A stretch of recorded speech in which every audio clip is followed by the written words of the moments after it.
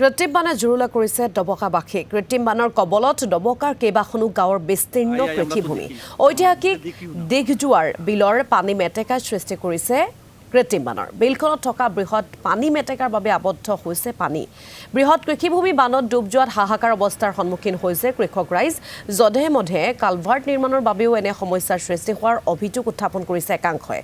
বছৰ বছৰ ধৰি কৃষকে সন্মুখীন হৈ অহা এই সমস্যাৰ স্থায়ী সমাধানৰ দাবী জনাইছে কৃষকসকলে।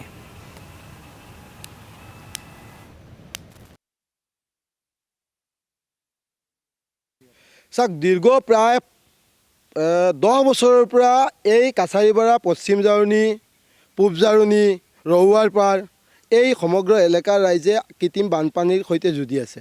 প্ৰত্যেকটো বছৰ কৃষিৰ ফলন দিয়াৰ সময়ত আৰু কৃষি ৰোপণৰ সময়ত এই দুয়োটা সময়ত কৃত্ৰিম বানপানীৰ ফলত প্ৰায় 400 হেক্টৰো অধিক ভূমি আচলতে জলমগ্ন হৈ পৰে, যাৰ ফলত আচলতে কৃষকসকলে জীয়াতু ভুগিবলগীয়া হয়। আমি এই কথাটোৱে ক'ব বিচাৰিছোঁ যে এই বিলখনত কিছুমান অবৈধ কালভাৰ্ট, অবৈধ দলং নিৰ্মাণ হৈছে, য'ত নেকি কোনো ধৰণৰ নীতি নিৰ্দেশনা অৱমাননা কৰি সম্পূৰ্ণ নীতি বহিৰ্ভূতভাৱে কালভাৰ্ট বনোৱা হৈছে আৰু সেই কালভাৰ্টসমূহ নিষ্কাশন নোহোৱাৰ কাৰণে সমগ্ৰ বিলৰ পানীখিনি আবদ্ধ হৈ পৰিছে। আজি কেইবছৰমানৰ পৰা দিঘজাৰৰ বিলৰ পৰা যিটো নালা পানী ওলাই যোৱা নালা হৈ আছে, এইটো যায় নীলবাগান, আশীগড় আৰু হিন্দু ব্লক পঞ্চায়তৰ মাজেদি পানীখিনি ওলাই যায় নামালৈ।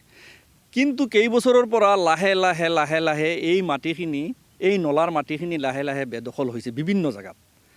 আৰু 2 নম্বৰ কথাটো হ'ল গোটেই বছৰ মেটেকা, কচু ইত্যাদিৰে নালাটো পূৰা ভৰি গৈছে। এতিয়া ফুটাও পানী নোযোৱা অৱস্থা হৈ আছে।